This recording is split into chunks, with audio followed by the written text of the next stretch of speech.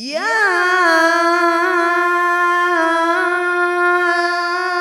أيها الناس اتقوا ربكم واخشوا يوما لا يجزي والد واخشوا يوما لا يجزي والد عن ولده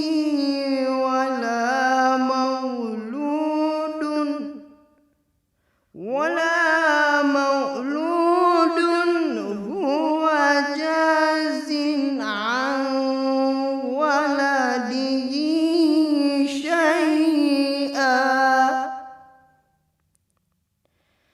إن وعد الله حق إن وعد الله حق فلا تغرنكم الحياة الدنيا فلا تغرنكم الحياة الدنيا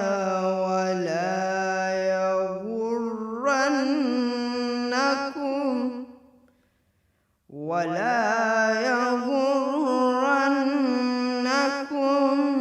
بالله الغرور. الله لا إله إلا الله محمد رسول الله علي ولي الله لا إله إلا الله لا. Imagine somebody has passed away, death is confirmed, and they have brought the body of the Mayyit to the Ghusl Khane. We are okay. The thing before we start and taking off the clothes, I need to mention, where should I stop? Stay that you can see me. Those who are working in the Ghusl Khane, please be very careful. First and foremost, be concerned about your health and hygienic rules, to observe the hygienic rules. Better to wear the gloves and apron, preferably wear an apron. And you will notice over there that we have 3 bins, if I may request to show the bins, if they can see it. Waste, refusable, and personal belongings of the Mayyit, so that everything goes in the right place. For some Mayyit, you may need to wear the mask as well, face mask. If so, make sure you have it. Even if you have to take vaccination for certain odd cases. Mainly in the beginning, please be very mindful of your personal hygienes before you start the ritual of Ghusl Mayyit. Okay, we are opening the clothes.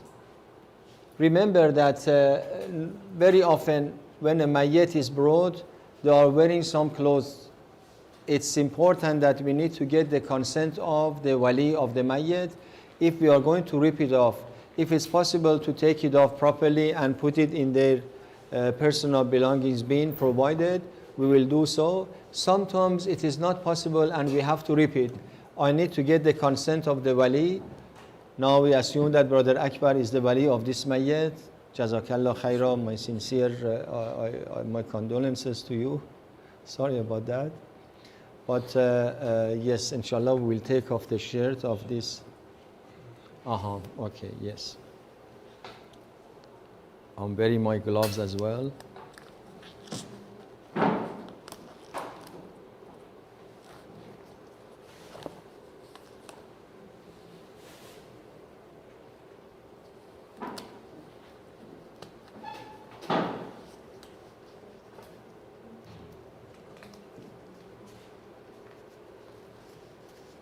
Okay.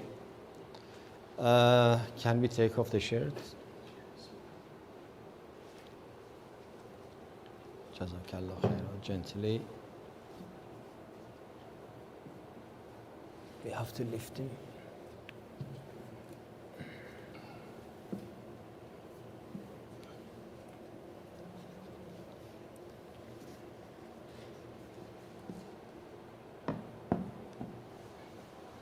Now, this Mayyit has a vest as well. Very stiff. It's not possible. We need to. It seems it's very difficult to take the vest out of his body, so we may need to just rip it off and take it off.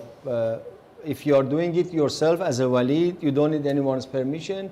If somebody else is doing it, of course, they need to get the permission of the wali to rip it off. But you don't want to rip it off, really, do you? You? Okay. Easy, okay. Came off.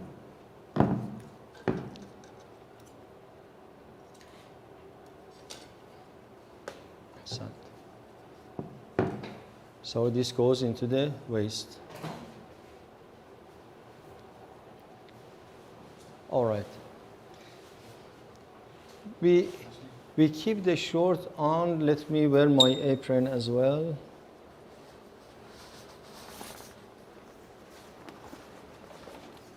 With the imamah, maybe is it possible? Let me take off my imamah.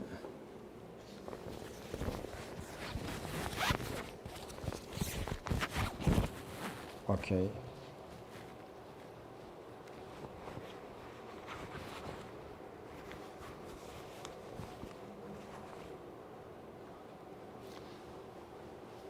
Before I start, remember that first I need to get the consent of the wali of the Mayyit. I will ask my brother Akbar, would you give us the permission to start the Ghusl Mayyit? Jazakallah khairah. And then we make intention of all who are involved to do the Ghusl Mayyit, the main person and assistants. We all make the intention of Qurbatallah ilallah, inshallah. Remember, as I mentioned, Qurbatan ilallah doesn't mean to utter any word. The intention is that we are here for the sake of God, inshallah, to meet our obligation of doing the Ghusl Mayyit. All right, now we cover the private part. Normally we take off all the clothes, but this one we will keep the short on unnecessary. It's only a mannequin. Otherwise, for your information, we put the cloth like this on the private part and then take off if the Mayyit has any underwear or anything. We take it off without looking at the private part. It's possible to remove it. We keep it now as it is. And inshallah, we'll start the, maybe it's easier to do it like here. Okay. Before we do the actual Ghusl Mayyit, it's better to wash the body. Often Mayyit that is brought is been in the hospital or situations. It's better to clean the body. This is not part of Ghusl Mayyit. This is just preparing for Ghusl Mayyit. The benefit of it also is that it's going to wet the body thoroughly and makes the Ghusl Mayyit later on for the water, the actual water that we need, flow on the body easier. So for now, this is not intention of Ghusl Mayyit. This is just washing the Mayyit. Imagine that we are bathing them, washing them in the bathroom. We are using the soap. And the soap is definitely better to use baby soap or something that doesn't have fragrance, because you don't want the fragrance of the soap to be stronger than the kafur that we are using before. This doesn't have any strong smell, and we are going to use that one. Some places they don't have the hose, like here. They are using the jug. I will talk about that when we come to the ghusl. It's always best if you have a hose that you can connect it to the tap water and makes the process of washing easier. So we start soaping the body and washing, inshallah. Now, for this one, whether you start from the head, right, left, because you are just washing the body. But we are used to start with the head.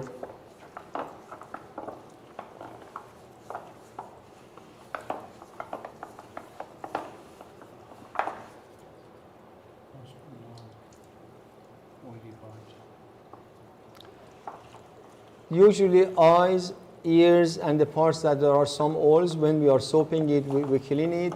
For the ladies that they are brought, sometimes they have makeup or something perhaps needs to be washed during this part that we are washing the body. We make sure that the thing is that during this wash and before we start the actual ghusl, we want to make sure that there is no obstacle on the body that prevents the water of ghusl to reach the skin. That's one of the benefits of washing with the soap. The hair sometimes is oily and the person has a gel, for example.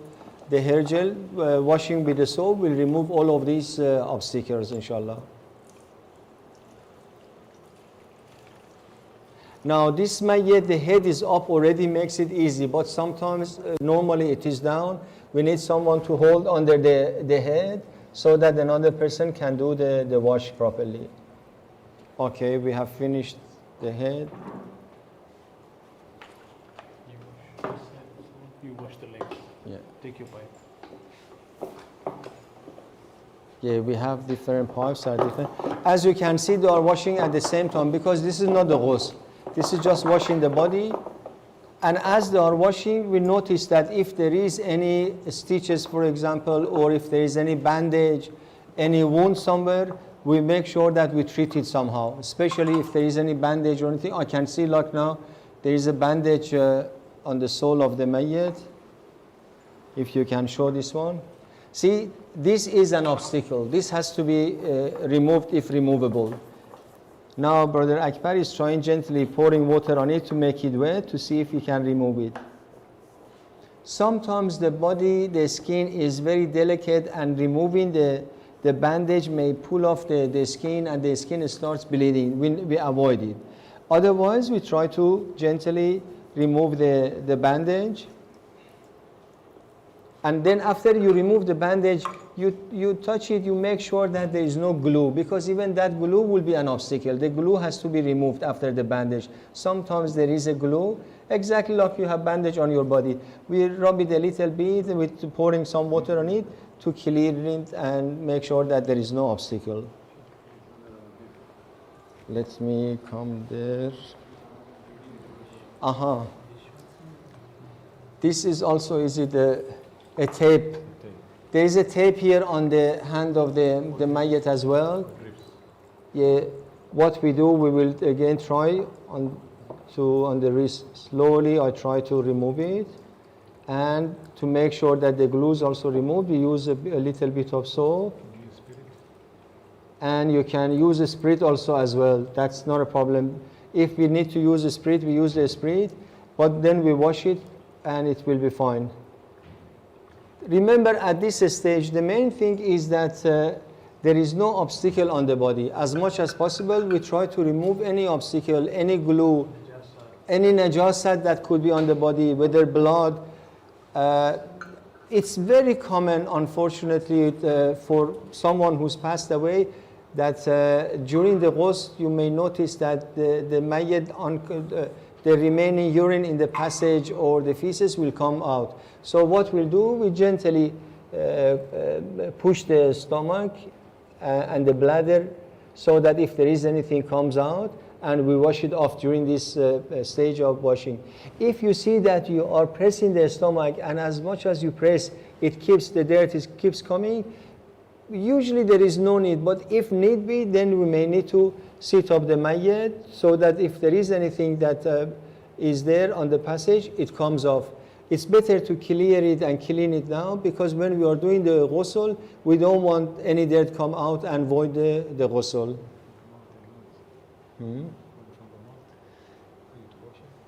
Inside the nose, we don't need to wash it. Inside the mouth, we don't need to wash. But just the interns of it, if there is anything, we little bit gently, we try to wash as well. The main thing is that remember that often there are gels on the hand, on the head, and if there is any makeup for the ladies, while we are washing it, we make sure that it is washed properly. For the ladies, it's very common that they come with a nail polish. Nail polish needs to be also removed, and if there is any ring and jewelry is with them, We remove it, of course. We give it to the wali and the relatives of the Mayyit, so that the Mayyit is not wearing anything at all. Sorry?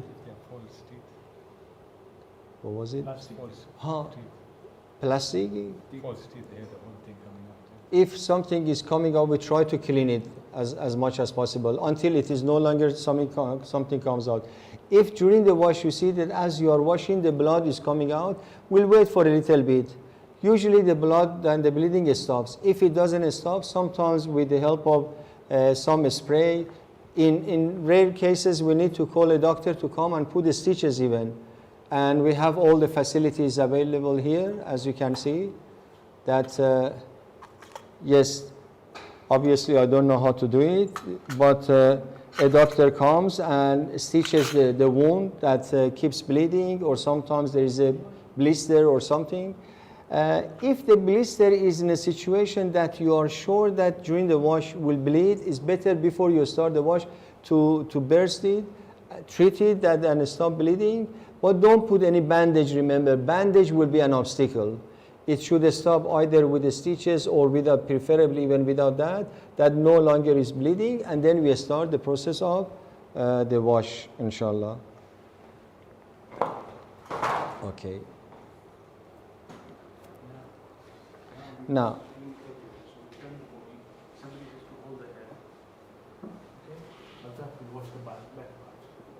I'm turning slowly. We're turning now to wash the other side. Is it okay?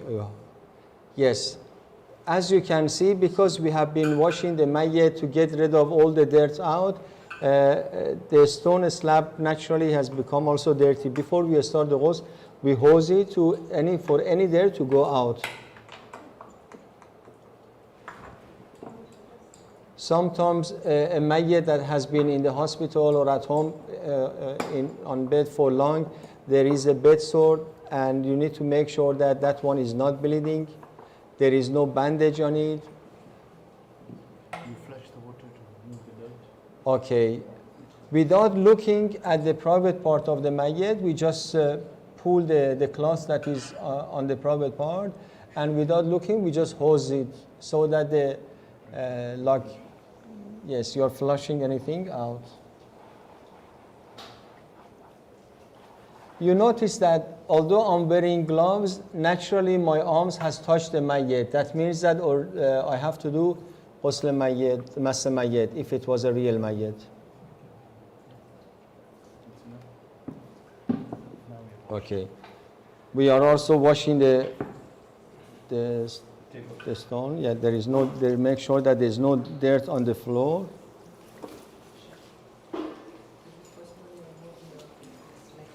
Okay. We didn't think of this apron is covering the microphone. We can do it, yes. You can close that one, or... You're not getting the sun. Sorry, because I wore the apron, is covering the microphone. So will you repeat? So how was the sound? Do we need to repeat or we continue? Yes, I remove. There's no najas, so I can remove them.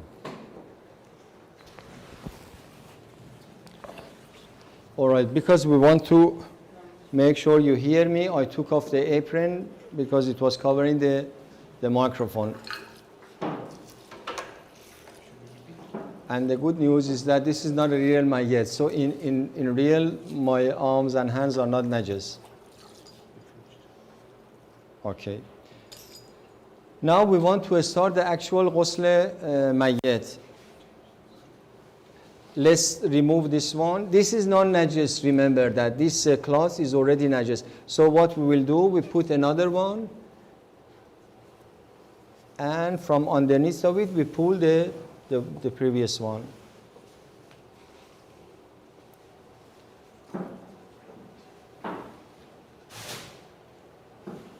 Okay.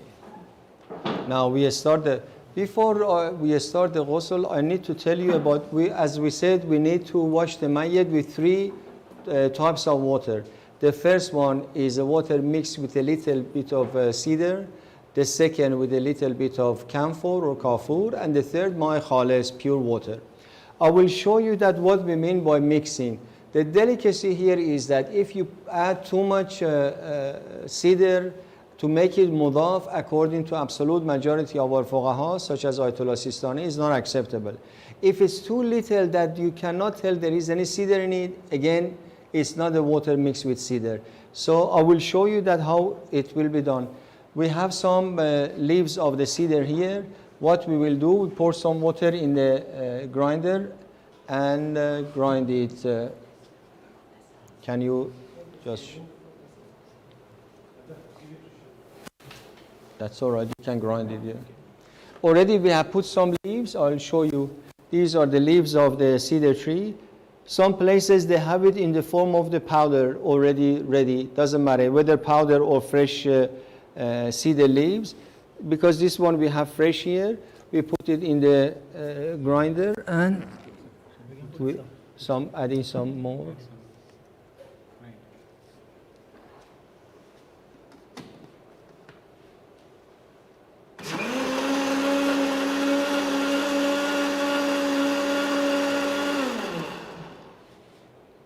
Note that cedar powder or leaf doesn't have a smell.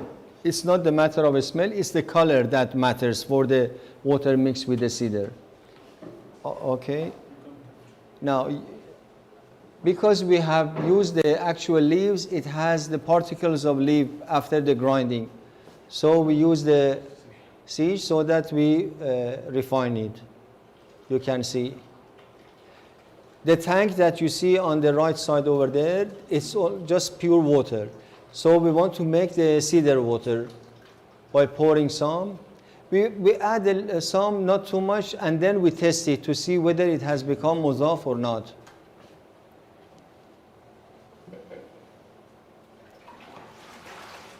Mix it.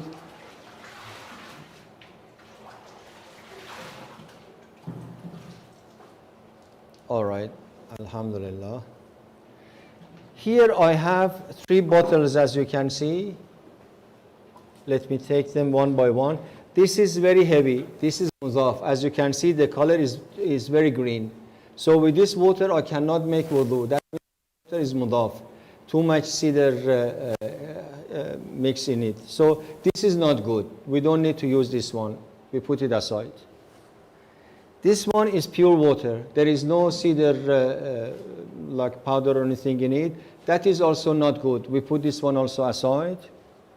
The middle one, sorry, if you give me the first one, then a comparison will be better. If you compare these two, inshallah the camera can show. Do you see this one? You can see that the color is very strong. This one, there is a slight color. I don't have the third hand now. If you could hold the third one to compare, you could see the difference between the pure water and the one that has too much cedar in it. Do you see? Now the difference is clear. The middle one is what we want. So a bit of cedar powder in it without being too much like this and nothing like the pure water. Jazakumullah khaira. All right. Now, when washing, so many places or some places still they use the jug. If you are using this one, please remember that this is a ma'i qalil, it's a little water. Because it's a little water, while washing the mayyit, if it's touching the body of the mayyit now is najis. Anything touches it, it becomes najis. So while pouring the water, if it's touching the mayyit, this becomes najis. So what it becomes najis? If it's najis, I cannot put it into that tank anymore because it makes the whole tank najis and I cannot use that water. So either we pour from something else if you are using the jug, or make sure that it doesn't, you don't put it in the tank. And alhamdulillah, now we have the hose. That with the hose we are using it. So we don't use this jug. We do tahara on the jug. If you want to use this one, we can do the tahara before you put it. It's very important. Before you use it again and put it into the tank, do the tahara of the outside of it and then reuse it. If you, How do you wash? okay, we start Bismillah ar-Rahman ar-Rahim. This is with the jug. This is how we wash it with the jug. Okay. We wash the head, including the neck, and under the head, all around it, ears, eyes, nose, all have been washed. Sometimes the mouth of the mayyit is open. Don't worry, you just pour the water and wash it. Then we come to the, remember that washing of every part once is enough. You don't need to wash twice or 3 times. So this time that I'm washing with my said, I just need to wash the head once, the right side once, and it's done. It's not that 3 times, 3 times, 3 times, or 2 times, or more than that. Once, as long as the whole head and the neck is washed, the job is done. Okay. Okay, all right. Now we are not using the jug, we are actually using the hose. But remember that this is not the pure water, this is the Mayyit Cedr. Because we have a tank, it's coming from the tank. It's coming from the tank, yeah. Yeah, Bismillah ar-Rahman ar-Rahim. I've made the intention for the ghusl of the head and the neck. Brother Akbar also has made the intention. Anyone else around who is assisting is making the intention as well. Allahumma salli ala Muhammad wa ala Muhammad. Is mustahab as you are washing to say something. Allahumma salli ala Muhammad wa ala Muhammad. Astaghfirullah rabbi wa atubu ilayh. La ilaha illallah. Astaghfirullah rabbi wa atubu ilayh. All right, we don't need to waste too much water. The head is washed. Now we come to the right side. Do I need to rub it as I'm rubbing it? No, not necessarily. Even if I do it, if I do it like this, it's done. So it's not that I have to rub the body. As long as I know that the body is wet, the job is done. It's completely unnecessary to rub. Unless some areas under the arm and between the legs, it's better to rub. Otherwise, normally there is no need to rub the body. Okay, as we are going down, we come to this private area. To wash the private area without looking, I'm pulling this cloth up, and as you can see, I'm just washing it. I don't need to see, and I'm just pouring the water. It will wash it naturally. It will wash the area as well. And already we have cleaned it that there is no dirt. For your information, even if I'm pouring the water on the cloth and the cloth is not that thin that makes the skin wet, even the job is done. But to make sure that the skin is wet, I'm pulling it up and washing under the cloth to wash the skin. The thing is that we have to make sure that the body is lifted so that under the leg or all parts are washed. Sometimes between the toes, it's good to gently rub it so that if there is any dirt or dryness between the toes is washed. Okay. Now for the private part, you need a bit of pressure, and therefore we are. Yes, I'll just show it for this. I'll do it from under the cloth, but so that you can see. Do you see? That's what I'll do for for the private part under the cloth, with a bit of pressure. All right.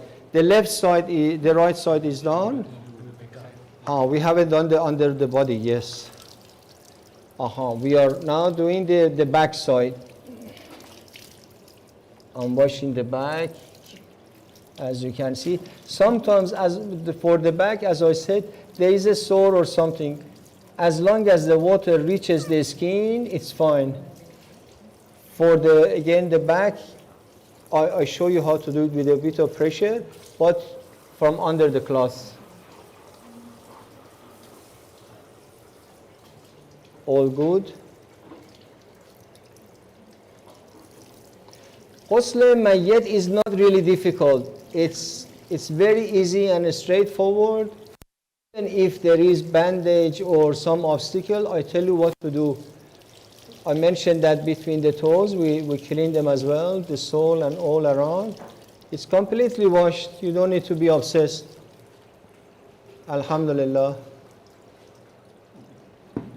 The right side is down. Do you want to close?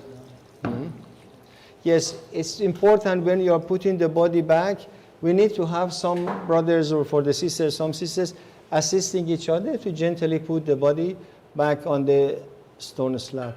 Now we come to the washing of the left side. Okay. We start from the shoulder. Do I need to make intention for every part, like make intention for washing the head, right and left? As long as you are conscious of what you are doing, that is the intention.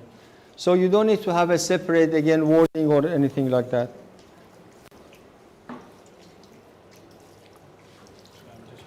As you can see, I don't need to rub it. We are just pouring the water. Again, for the private part, we can just, with a bit of pressure from under the cloth, then the water will reach. Now we turn the body to the right side to do the back.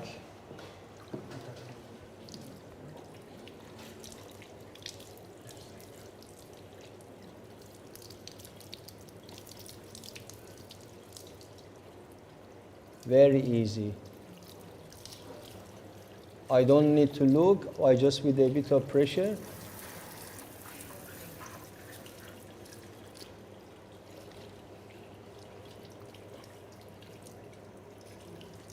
All good. Okay, Alhamdulillah. Gently. My Sadr is done. Where is Alhamdulillah. Still this cloth, which one is my camera? Still this cloth is najis. Remember that until the ghusl is finished, anything that touches the body of the mayyit is najis. So we put another cloth and we remove this one.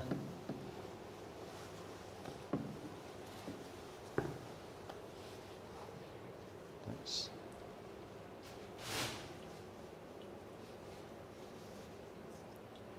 Okay. The second one is to wash with kafur, with kafur mixed with kafir. We have two tanks here. I like to get your attention to this. This one usually we use it for water mixed with cedar, and this one we use it for water mixed with a bit of camphor. Now there is a, what do you call it? A pump here. Show the pump. Because that's the pump that we use to get the water with the hose to wash the mayyit.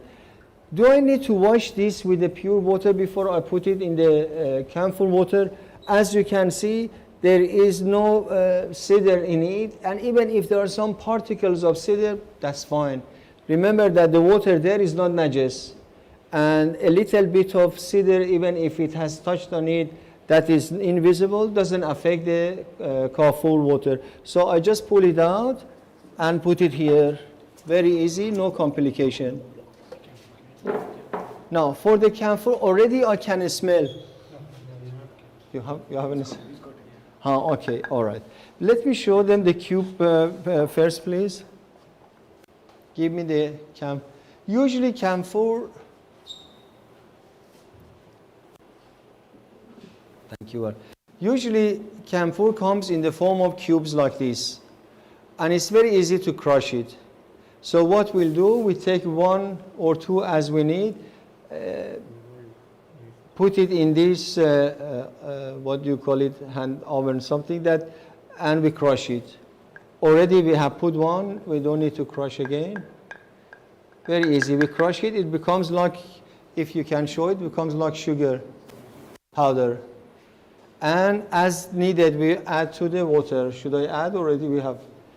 I get some, as you can see. All right.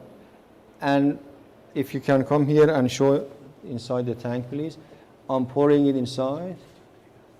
And give me a jug also, I'll mix it. Just make sure that the jug that you use is tahir.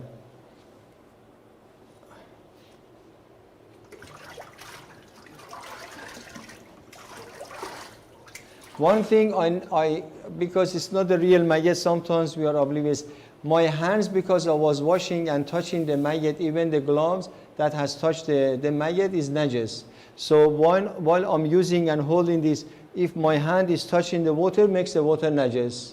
So it's very important, before I do that, I should have washed my hands here, that it's not najis.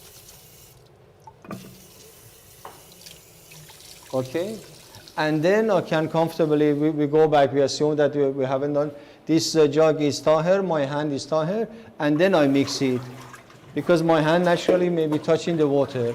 Okay, how do I know that I had put enough camphor? I just take some water and smell it. Camphor has a smell, unlike cedar that doesn't have a smell. Camphor has a smell. Easily you can smell it, and you don't need to put too much again. Remember, the smell should not be very strong. You have to have a gentle smell of the camphor. The color doesn't give you any indication. The indication for the camphor is the smell. The indication for the cedar water is the color. All right. Now we are not using this. Okay, I'll keep it here. We use the hose again for the second. For the second wash also we make intention.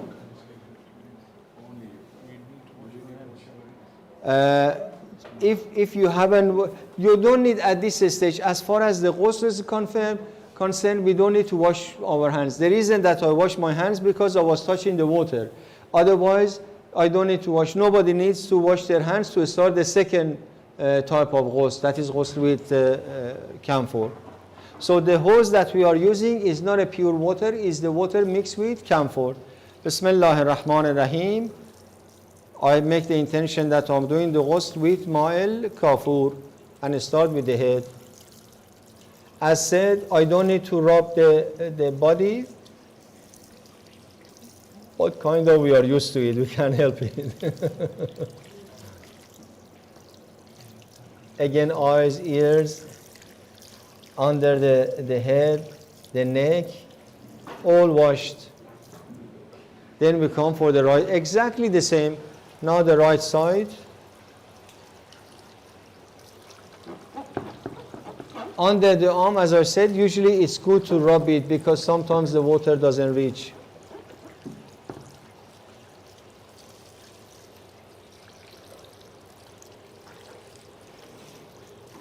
Fingers, between the fingers, we wash it to make sure it's become wet. As we are washing the mayyit, rest assured that the mayyit is watching and is praying for those who are doing the ghusl.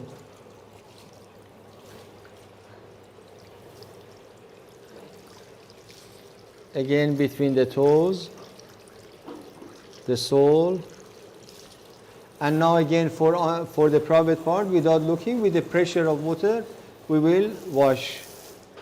A question sometimes, the question is that sometimes when we are washing, especially the private part, we need to kind of sometimes touch to make sure that there's no dirt or anything. Is this acceptable? If it's necessary to touch to remove the dirt, is acceptable. Remember, the rule is that as long as we are not being disrespectful to the mayyit, and on the contrary, not only you are not being disrespectful, you are respecting because you are cleaning the mayyit to killing any dirt. So don't worry about that. So we turn the body slowly, gently towards the left to wash the back side of the right. Yeah, make sure that the cloth, usually we get the cloth long enough so that when we turn the body, the back of the private part is not seen. And if in case it becomes open, you could quickly cover it. And easily you can hose the water. The back is also, again, for the private part. I show you how I do it with a bit of pressure. Huh? Okay, with the pressure, okay. I can do the pressure from here and from the top, just clean it if there is any dirt. But the good thing is that already we have washed the body, so inshallah there is no more dirt.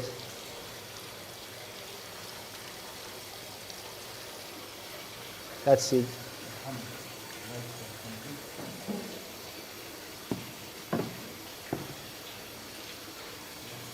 Okay, now we go to the left side.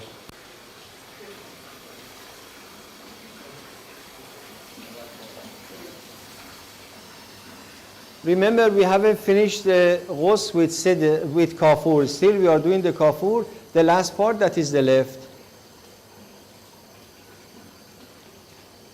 Under the arm, we rub it a bit gently. Between the fingers.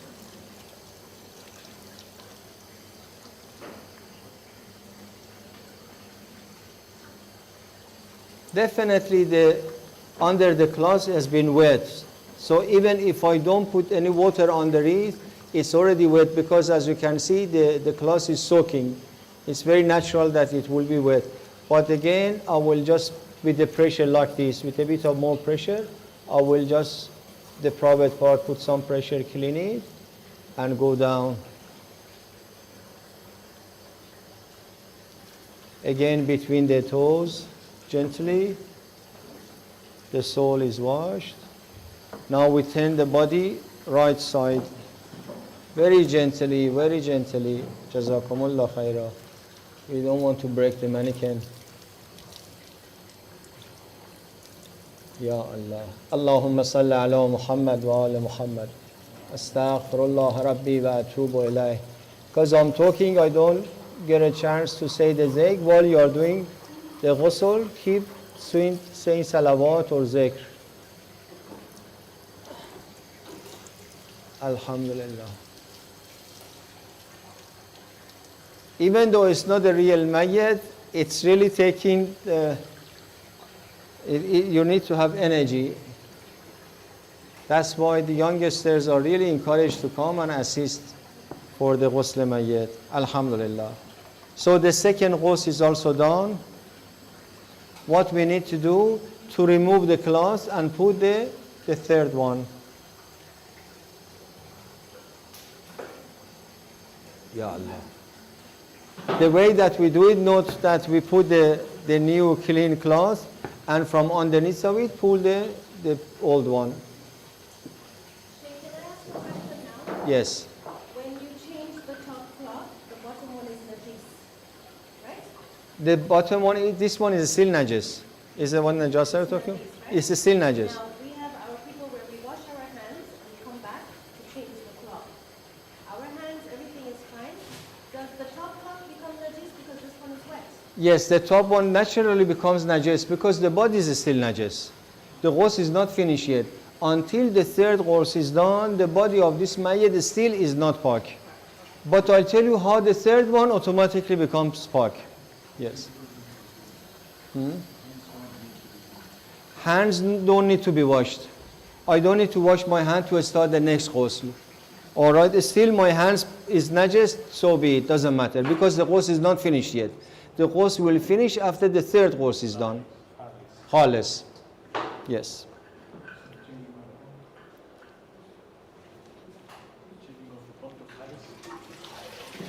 Okay, now we are going to do the final ghusl, that is with pure water, my khalis.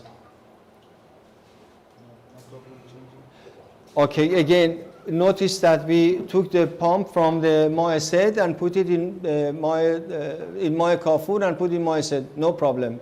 No problem at all. Water is not najis here because we have not touched any najasa on it. And the transferring of a little bit of kafur to sed or seder to Mayyit kafur does not matter at all. Now we are doing the wash with Mayyit khalis. This is the last part of the ghusl. Bismillahir Rahmanir Rahim. When you say Bismillah, it's the best thing that indicates the intention of Qurbatan Ilallah. So before they start, we always say Bismillahir Rahmanir Rahim, and then we start the final ghusl. The mayyit already has been washed 3 times with washing, normal washing, then the first ghusl, then the second ghusl. This washing with Mayyit khalis should be very easy and straightforward. If he was alive, he wouldn't be washed that much himself. The head is done, alhamdulillah. Now we are doing the right side. You don't, again, as I mentioned, you don't need to make intention for every side that I am doing the right side, qurbatan lillah, I am doing the left side, qurbatan lillah. It is understood that you are doing the right side. So make intention for the whole ghusl with ma'i khalis, with pure water. All right. The method of washing the private part, already you know how to do it.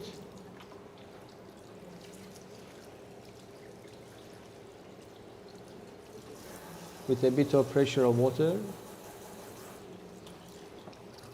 MashaAllah. Do you need this? Yeah. Ah. Now we wash the back side.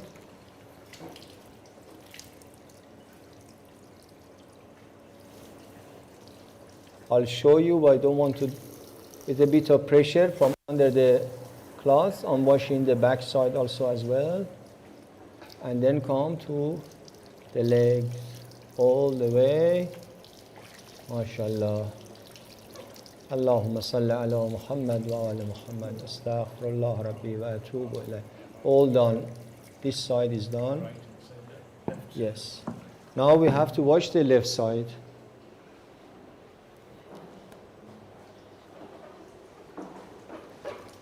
As you can see, he's rubbing under the arm.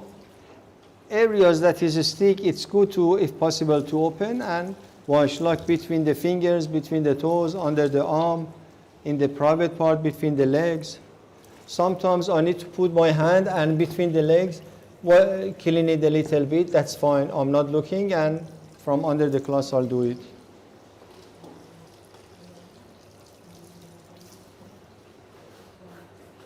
Note that he's just with the pressure of water.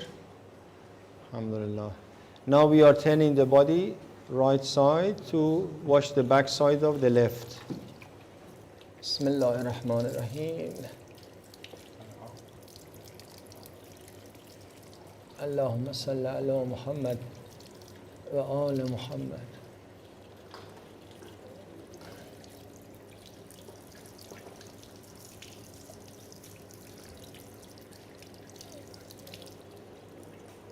Alhamdulillah. It's very important, this part, to pay attention to me, please. The ghusl is almost complete now. I'm just about to, we can put it down.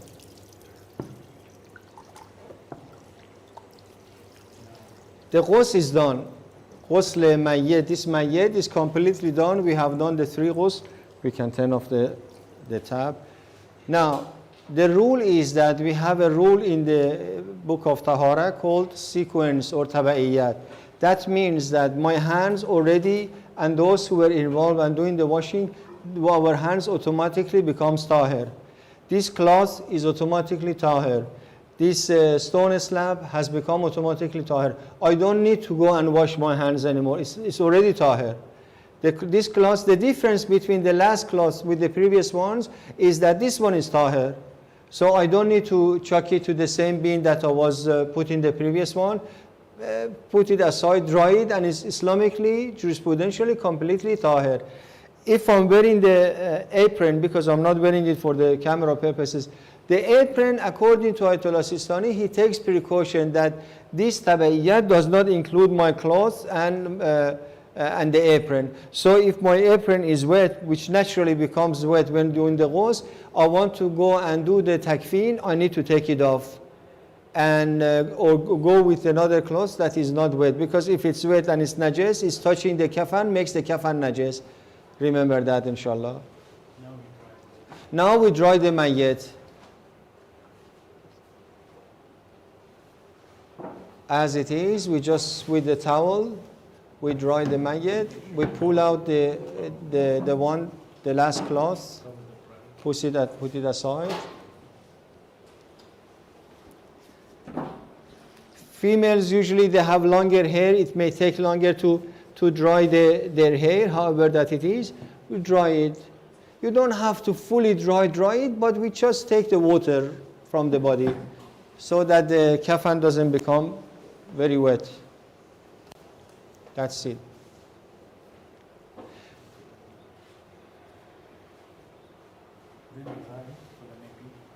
Okay, now we want to put cover the private part. For the private part, there are two ways to do it. One is to make something like a short or small piece of cloth that traditionally they were using, or use an adult nappy. The best thing these days is the adult nappy. In case, God forbid, even there is any discharge from the private part, this adult nappy is covering it, and you'll be safe. The kafan doesn't become najis. Sheikh, normally we put camphor. Maybe you can. It's fine to put some camphor. That's fine. A little bit of camphor is fine to put on that part as well. No problem. But before we go for the takfeen, I need to give some more explanations here.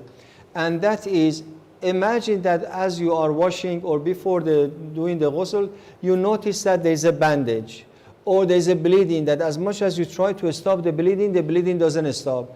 Or there is a dirt or wound that is kind of, some pus is coming out of it and you cannot stop it.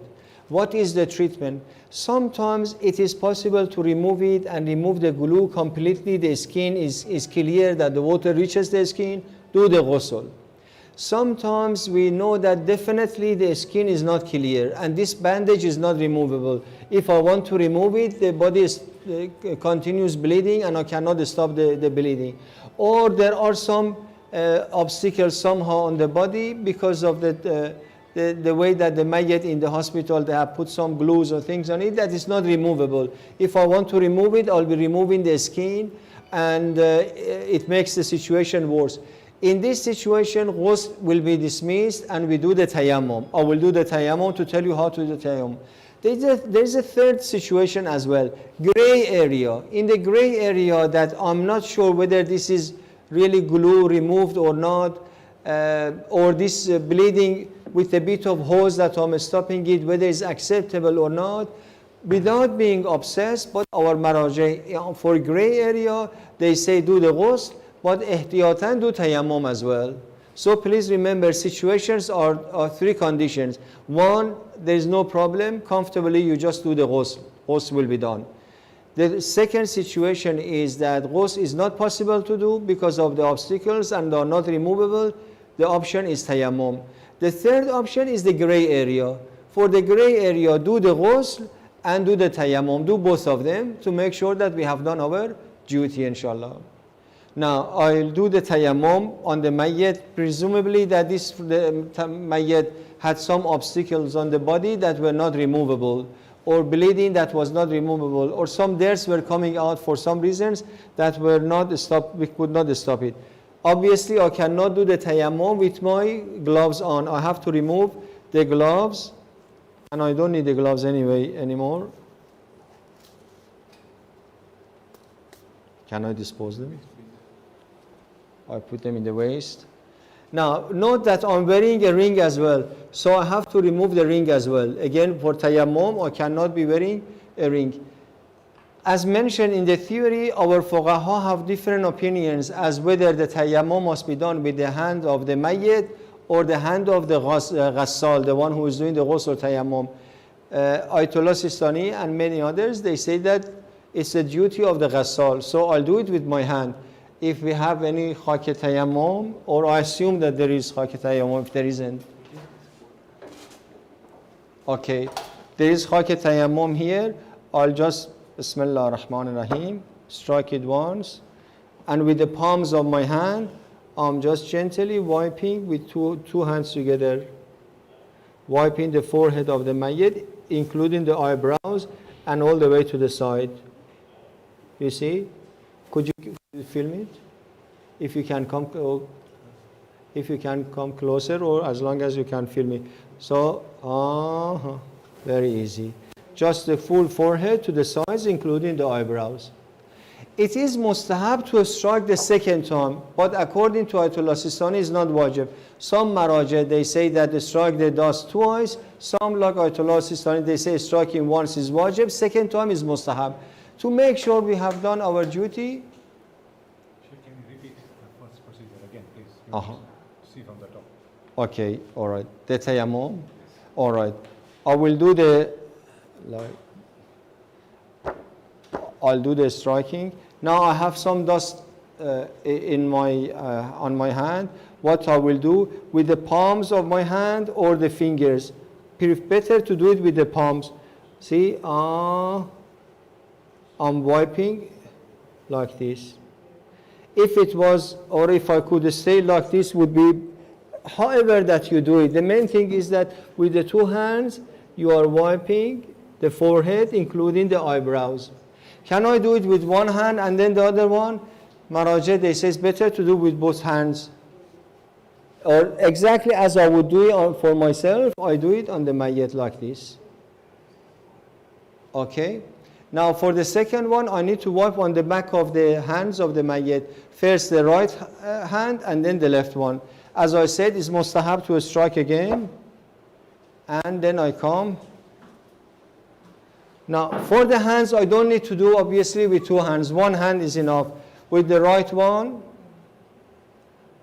I will wipe the right.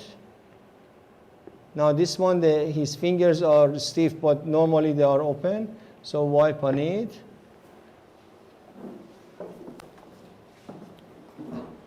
And with my left hand, I just wipe on the left. Done. How many times I need to do the tayammum if the mayyit needs tayammum? Again, we have different fatwa.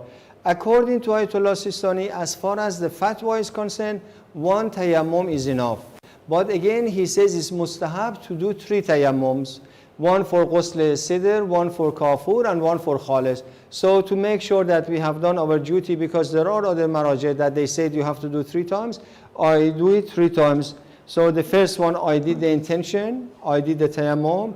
Second time, again, I do the same tayammum, I do the hands. And then the third time, I'll do the tayammum. Any of these 3 that you have done your duty, that you have to give the tayammum to the mayyit. Do it? Huh? Once, yes. Tayammum on the forehead. When you are doing the tayammum, wiping is only once. The reason that I'm repeating is to show you. Otherwise, I make the intention of tayammum badal ghusl mayyit. Bismillah ar-Rahman ar-Rahim, done. And then for the hand, again, I'm striking on the dust. And with my right one, I'm just wiping once. I don't need to do more than once, remember. Exactly as you do tayammum for yourself. And then the left one as well. So please remember that tayammum, preferably do it 3 times. Each one would be for one of the 3 ghusl that we have done, and the mayyit. So in situations of gray area, we do the ghusl and tayammum together. This way we have done our duty. After the ghusl is complete or tayammum is done, in case you want to stop the bleeding, put any bandage back to the body, that's fine. There's no problem with that, because the ghusl is already over. Sometimes, like for the bed sore or something, we put we open it and put, remember over there we had a wound. So we want to make sure that during the takfin, it doesn't bleed anymore. I open it and I stick it to where the wound was, if necessary. I don't want to waste. So because we have done the ghusl already, the ghusl is finished, putting bandages or anything is no longer a problem. In fact, the areas that there is a possibility that may bleed, it's safer to put some bandage or something on it. لا إله إلا الله محمد